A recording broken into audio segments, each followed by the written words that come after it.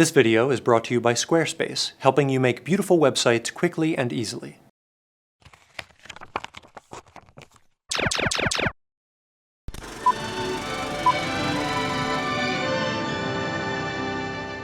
Greetings, and welcome to Earthling Cinema. I am your host, Garyx Wormuloid. This week's artifact is The Jungle Book, a Disney film directed by the bodyguard from Disney's Iron Man, who is such a money director he doesn't even know it. The film takes place on a Los Angeles soundstage, where a human boy named Mowgli is being raised either by wolves... It was Raksha who raised him. She was the only mother he ever knew. ...or by a panther. I raised him. It's unclear.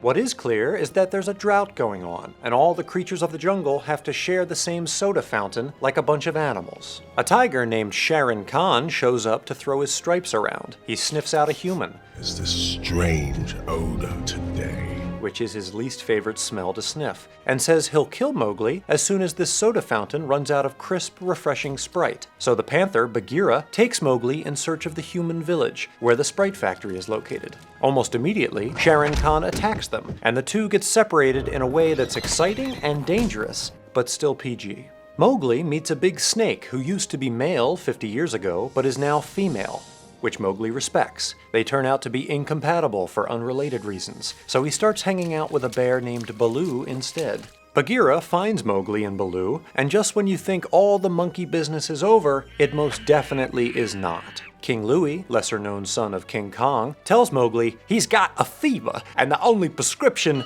is learning how to make fire. The one thing you can give me, the red flower. But Mowgli left his Zippo at home, so Bagheera and Baloo help him escape, and King Louie is positively crushed.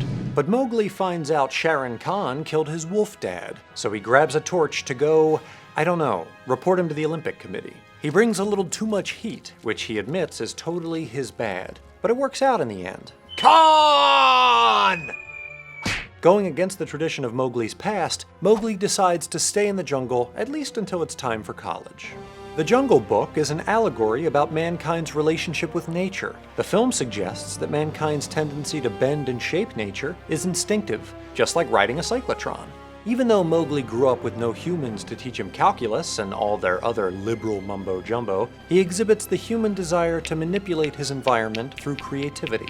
Mowgli is an example of a literary trope called the noble savage, which represents the idea that, absent exposure to civilization's bad habits, man's fundamental not-terribleness will shine through. Since Mowgli grew up untainted by the world of men, he exhibits only positive human traits. In addition to being clever, he is generous. You wanna bite? And has great fashion sense. Thus, he uses his abilities to satisfy not only his own needs, but also those of any whiny animal who comes to call. However, his wolf family initially discourages such behavior, seeing his actions as hacky, David Blaine-style tricks that disrupt the natural order. Mowgli, what was the rule about your tricks? Not the wolf way. In the eyes of the animals, natural law must be obeyed, not circumvented, which is why they wrote a whole poem about it. This is the law of the jungle. The wolf that keeps it may prosper. The wolf that breaks it will die. And while not an iambic pentameter, the wolf's credo is still integral to maintaining a fair and balanced ecosystem. Without the Sprite truce, for example, smaller creatures would die of thirst, thereby leaving predatory animals with nothing to snack on between meals. Shere Khan sees Mowgli as a threat to this order. Man is forbidden! Believing mankind will never look up from their Samsung Galaxy Notes long enough to harmoniously coexist with nature. Does my face not remind you of what a grown man can do? After all, it is man's ingenuity that lets him harness fire, primarily through the Samsung Galaxy Note. Man's creation brings warmth and light and destruction to all that it touches. Shere Khan assumes Mowgli's inventiveness will inevitably develop into destructive acts, because that's just how men are, and tigers are always the ones who have to clean up after them. Always a proud day when they come of age. Use the red flower. Use it on me like your father did. But shockingly, Shere Khan's interest is not purely altruistic. When Mowgli wields the torch like a royal scepter, he threatens to usurp Shere Khan as a de facto king of the jungle, assuming neither of them recognizes King Louie's reign as legitimate. Their confrontation is a play on the myth of Prometheus and Epimetheus Rosenberg, two brothers tasked by their overbearing cousin Zeus with shaping Earth's inhabitants. Epimetheus gives the animals survival tools, such as claws, wings, and chainsaws, but gives nothing to man. So Prometheus steals fire from the gods to protect the poor, pitiful, defenseless, fragile, not even worth the skin they're printed on humans. Mowgli inverts the myth by stealing fire to defend the animals. Ultimately, the film teaches that it is possible for a human to peacefully coexist with nature, provided he acts as its steward and not as its conqueror, which basically means only using weapons accidentally and not on purpose. For Earthling Cinema, I'm Garyx Wormuloid. Hakuna Matata. Hello Earth enthusiasts, thanks for watching. One great way to support the show is by supporting our sponsors. This video is sponsored by Squarespace.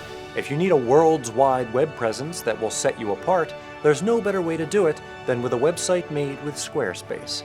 They've made it easy for you to make a beautiful website for yourself, and they're giving you 10% off your first order when you use the offer code EARTHLING. With gorgeous templates and easy-to-use do-it-yourself tools, they've made it simple to create the website you want. Go to squarespace.com/earthling or use the link below in the description to sign up today. You'll get a free 14-day trial and you can see for yourself. Don't forget to use the offer code EARTHLING to get 10% off your order. And if you're not already a subscriber, click here to be taken to our channel page, where you'll find more episodes and partake in the holy Earth tradition of hitting the subscribe button. New artifact explorations are around the corner, and you won't want to miss them. Alright, thanks for watching. Bye-bye.